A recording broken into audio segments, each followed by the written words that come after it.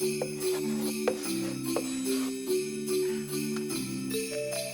everybody, welcome to the Story Lab. This week we're talking about Christmas while we take a look at the story of some guys who spent more than a year celebrating Christmas. We can just leave the tree up all year, right?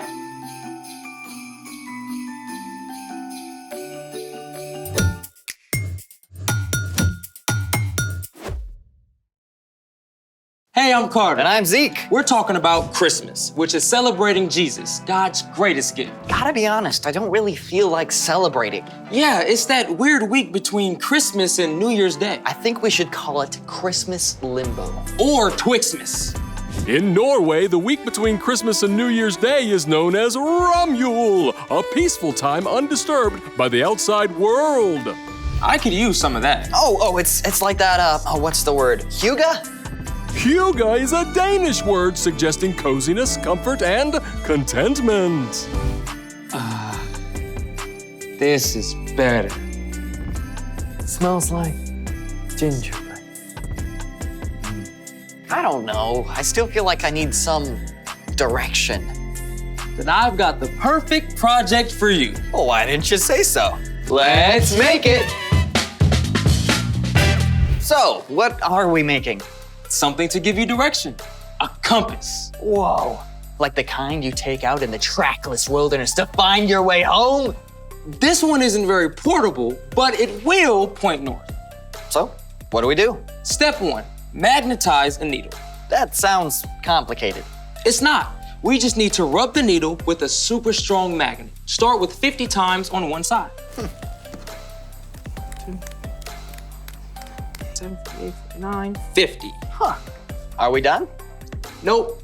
Now we need to magnetize the other end of the needle. So, flip the needle around, and then flip the magnet over to the other side and do it again. Done. There you go. Step 2, cut a cork so it's 1 or 2 centimeters thick. You'll want a grown-up to help.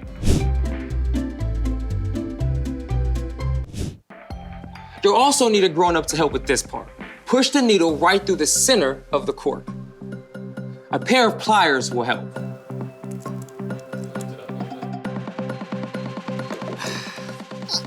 What's next? Actually, this is it. That's the whole compass. Yep, we just need a big bowl of water. Final step, drop your compass in the water and watch it find north. Wait, how will we know if it's actually pointing north? Like this. Oh, a compass. You're gonna guess where north is without looking. What? I never pay attention to where the sun rises or how to get anywhere. Ready, set, northward! North is that way. Okay. Due to the centrifugal force of the velocity of the light refracting on the walls, it's that way. Nope, it's that way. That's crazy. How does it know where to point? A compass works because the Earth is actually a giant magnet. The magnetized compass needle lines up with the Earth's lines of magnetic force. You know, my dad still gets us lost with GPS. Can you imagine making a long trip with just a compass? Speaking of long trips, it's time for The story before the story. Today, we're in the first book of the New Testament, Matthew. God had a plan to bless the whole world through one family, the Israelites. But God's people kept turning away. At last, they were attacked by foreign nations. Even in this time of trouble, God spoke through prophets and promised to send a rescuer. Then, after hundreds of years, God sent an angel to an ordinary girl named Mary. Mary gave birth to God's son, Jesus, just as God had promised. And that's where our story starts. Take it away. Hey everyone, I'm Erica. So far, God had used prophets and angels to spread the word about Jesus. But the God of all creation can use anything to send a message. And this time, God placed a special star in the sky. Far to the east of Bethlehem, some wise scholars spotted the brand new star. What star is that? I don't recognize it. Because it's off the charts. What about the ancient Hebrew scrolls? We don't know exactly how these wise men knew about the star, but they probably knew of Daniel, who had served as an advisor in Babylon hundreds of years before. They may have had copies of ancient Hebrew scrolls. A star will come from among the people of Jacob. A king will rise up out of Israel. According to Daniel, the time is right. It's party time. Gotta go see the new king. Here's the thing. These wise men may have lived more than 500 miles away from Bethlehem, but they packed up special gifts and set out on a long journey across the desert to see the brand new king. It would have taken them many months. Are we there yet? I spy a city ahead. It's Jerusalem. We can't be far off. Now, you can imagine, when these wise men entered Jerusalem with their fine robes and big questions, they caused quite a stir. Where is the child who has been born to the King of the Jews? We saw his star when it rose. Now we've come to worship him and party it up. This news traveled at hyperspeed to the palace where King Herod lived. Herod had been put in place by the ruling Romans, and he liked to think of himself as big stuff. He was not happy about the news of a new king. Where is this king, this Messiah, supposed to be born? Bethlehem? How do you know this? Well, the prophet Micah writes, "But you, Bethlehem, in the land of Judah, are certainly not the least important among the towns of Judah. A ruler will come out of you. He will rule my people Israel like a shepherd." A ruler? Huh. Oh, really? Well, let's get these wise men in here. The wise men were brought to stand before Herod. At what precise moment did this star appear? At the perfect moment in time. Just as it was foretold. Yeah, you want to come and party with us?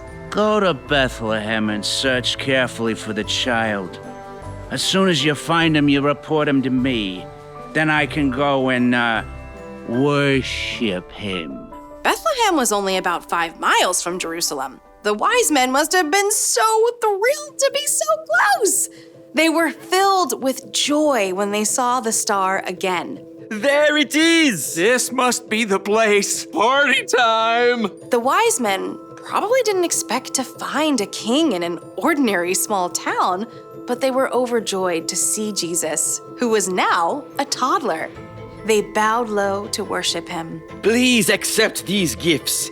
I've brought gold. My gift is frankincense. I've brought myrrh. Don't try to spell it. These are gifts for a king. Exactly. These wise, important scholars didn't hesitate to give their worship and the best that they had to celebrate Jesus. That night, God warned them in a dream not to return to Herod. Whew! So, they went home by a different road. The end.